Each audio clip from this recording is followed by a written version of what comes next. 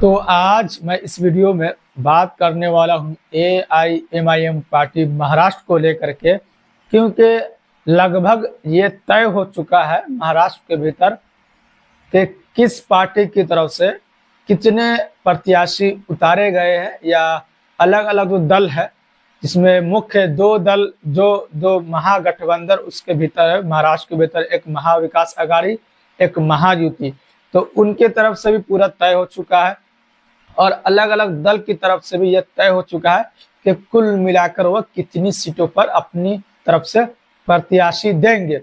इसी बीच AIMIM party की तरफ से भी यह तय हो चुका है कि कितनी प्रत्याशी पार्टी ने देने का काम किया। तो इस वीडियो में हम इसी पर चर्चा करेंगे और किन किन विधानसभा से किन को प्रत्याशी बनाया गया है और किन को फिर से रिपीट किया गया है 2014 में, 2019 में, 2024 में, और कितनी ऐसी सीटें हैं जिनको मतलब मुस्लिम कैंडिडेट बनाए गए हैं, कितने ऐसे सीट पर हिंदू कैंडिडेट बनाया गया, कितने ऐसे जो सीट पर महिला को कैंडिडेट बनाया गया, कितनी ऐसी सीट है जहां पर पुरुष को कैंडिडेट बनाया गया है AIMIM पार्टी की तरफ से। क्योंकि AIMIM पार्टी पर जो आरोप लगते हैं कि सिर्फ ये मुस्लिम को लेकर ही राजनीति करते हुए नजर आते हैं और सिर्फ कैंडिडेट जो बनाते हैं बैरिस्टर असदुद्दीन ओवैसी साहब, वो सिर्फ अपने धर्म और अपने के आसपास जो घूमने वाले हैं उन्हीं को बनाते हुए नजर आते। तो इसमें हम पर्दाफाश करेंगे, क्या इस बात में सच्चाई है, कितनी सच्चाई है, डिटेल्स में हम जानने की कोशिश करेंगे। वीडियो थोड़ी लंबी हो सकती है, चैनल पर पहली बार आया तो पहले चैनल को आप सब्सक्राइब भी कर सकते हैं ताकि इसी तरीके का वीडियो आप तक आसानी के साथ पहुंचता रहे।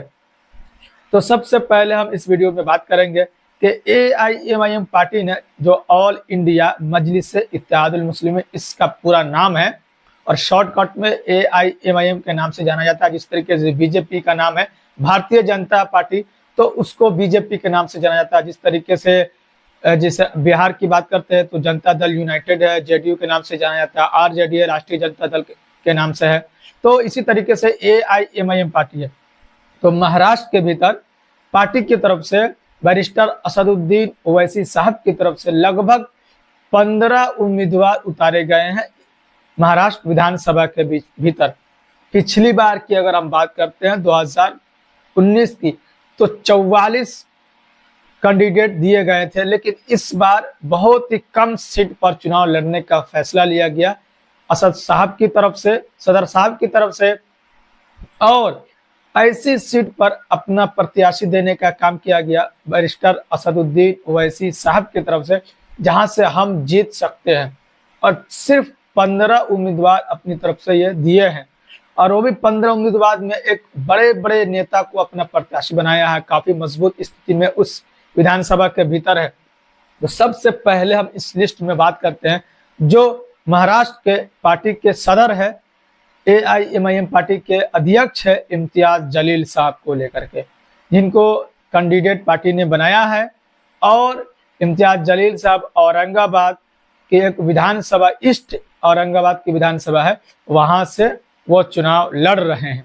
अगर दूसरी सीट की हम बात करते हैं तो औरंगाबाद की दूसरी सीट जो सेंट्रल सीट है, जहां पर मुस्लिम बाहुल इलाका ये दोनों सीट मानी जाती है, यहां से भी MIM पार्टी ने अपना प्रत्याशी दिया और नासिर सिद्दीकी साहब को यहां से 2024 में प्रत्याशी बनाया। और पिछली बार भी नासिर सिद्दीकी साहब यहीं से औरंगाबाद सेंट्रल से विधानसभा की चुनाव में अपना किस्मत आजमाने का काम किए थे। उसके बाद से हम, क्योंकि ये भी मुस्लिम बाहुल्य सीट है, यहाँ पर मुस्लिमों का अच्छा खासा दबदबा है।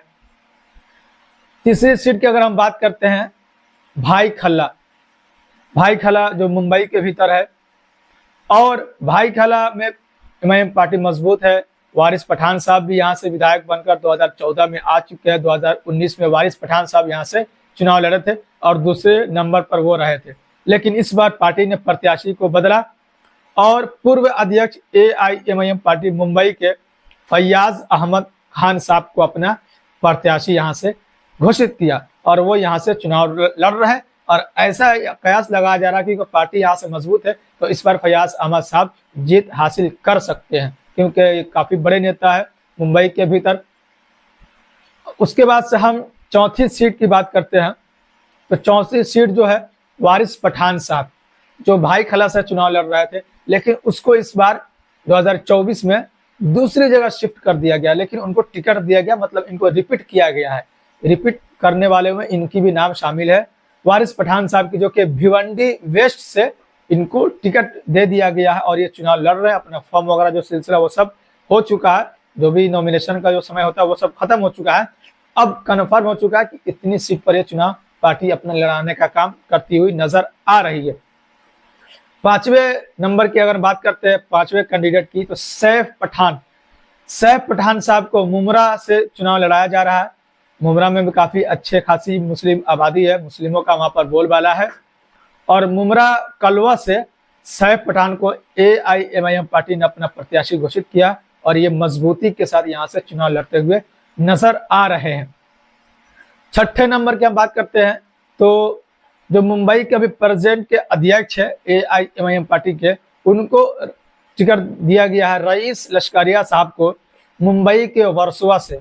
आपको पता ही है कि मुंबई एक तो भाई खला से चुनाव लड़ रही पार्टी और दूसरा वर्सोवा से चुनाव लड़ रही है। ऐसा अंदाजा लगाया जा रहा था कि मुंबई के शाइन से भी MIM पार्टी अपना प्रत्याशी घोषित कर सकती है, लेकिन शाइन में प्रत्याशी अपना नहीं दिया गया MIM पार्टी की तरफ से, वर्सोवा से दिया गया।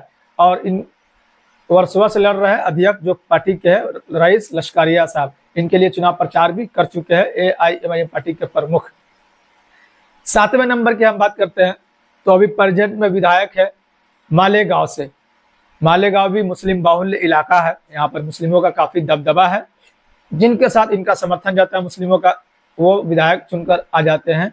मुफ्ती इस्माइल साहब 2019 में विधानसभा के भीतर पहुंचे AIMIM पार्टी की तरफ से, और इस बार भी पार्टी ने इनको रिपीट किया है और ये चुनाव लड़ रहे हैं। मुफ्ती इस्माइल साहब काफी बड़े नेता है और काफी अच्छे नेता माने जाते हैं पार्टी के लिए। और सबसे बड़ी बात कि मुस्लिम के जो धर्म गुरु होते हैं उनमें से एक ये है, और मौलाना है, मुफ्ती है। मुफ्ती मतलब एक तरीके से बोल सकते हैं फतवा देने वाले होते हैं हमारे इस्लाम धर्म के भीतर। तो काफी अच्छे और पढ़े लिखे मुफ्ती इस्माइल साहब है, और इनको विधानसभा के भीतर पहुंचाने का अगर किसी ने काम किया तो बैरिस्टर असदुद्दीन ओवैसी साहब ने।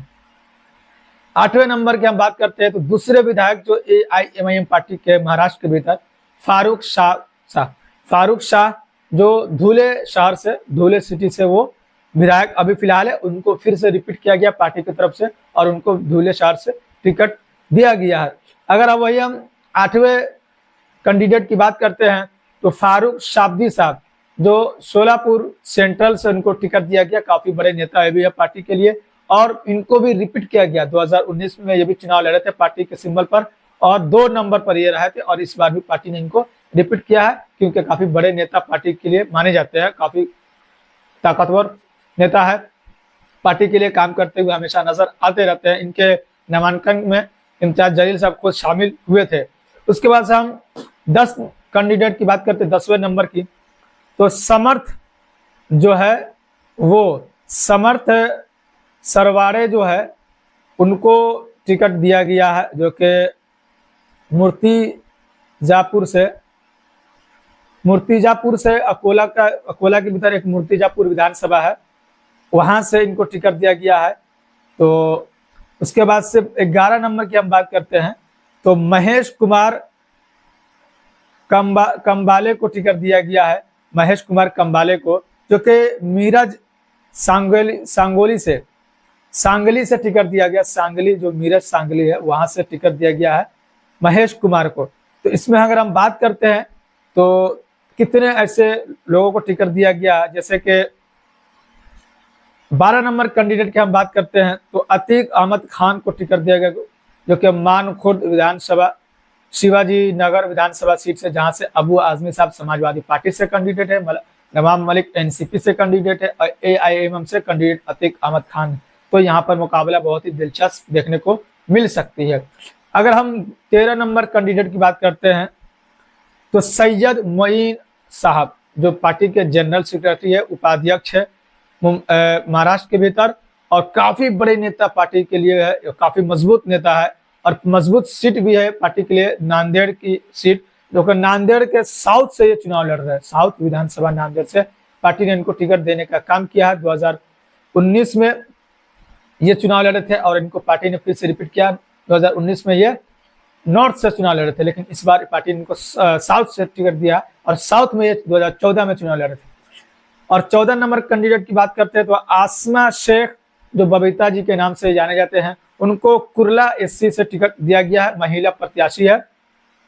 अगर 15 नंबर कैंडिडेट की हम बात करते हैं तो कीर्ति डोंगरे को टिकट दिया गया है, जो कि नागपुर से टिकट दिया गया और नागपुर नॉर्थ में भी पार्टी मजबूत स्थिति में नजर आ रही है। इसमें हम अगर कुल मिलाकर बात करते हैं तो 15 प्रत्याशी उतारे गए हैं, जिसमें से 2 महिला प्रत्याशी है।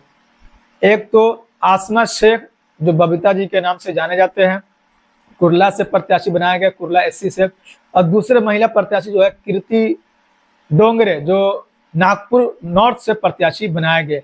अगर मुस्लिम की बात करते हैं तो 12 मुस्लिम प्रत्याशी दिए गए हैं महाराष्ट्र विधानसभा के भीतर 2024 में, और 3 नॉन मुस्लिम को प्रत्याशी बनाए गए हैं, जैसे महेश कुमार जी को, उसके बाद से सम्राट जी को, उसके बाद से कीर्ति डोंगरे जी को। और अगर हम बात करते हैं मेल की तो 13 मेल है और 13 मेल प्रत्याशी है, उसके बाद से 2 फीमेल प्रत्याशी है। तो इस तरीके से AIMIM पार्टी ने अपना पूरा तैयार किया कि किसको हम कहां से चुनाव लड़ा सकते हैं, किसकी कितनी भागीदारी हमारे भीतर होनी चाहिए, महिलाओं की भी भागीदारी होनी चाहिए, पुरुषों की भी होनी चाहिए, नौजवानों की भी होनी चाहिए। तो सबको लेकर के इसमें चला गया है और सबको मान सम्मान देने का काम किया गया पार्टी के भीतर, खासतौर से नौजवानों को एक तरीके से आगे करने का काम किया गया है। तो ये महाराष्ट्र के भीतर से मैंने पूरा अपडेट आप तक रखने का काम किया है, जो कि महाराष्ट्र विधानसभा के भीतर AIMIM पार्टी ने किन किन को कहां से प्रत्याशी बनाया है और कितने मुस्लिम, कितने नॉन मुस्लिम और कितने फीमेल और कितने मेल को प्रत्याशी अपना बनाया है। तो ये महाराष्ट्र अपडेट कैसी आपको लगी, आप कमेंट के माध्यम से बता सकते हैं। फिर आपसे मिलते हैं किसी और वीडियो के साथ।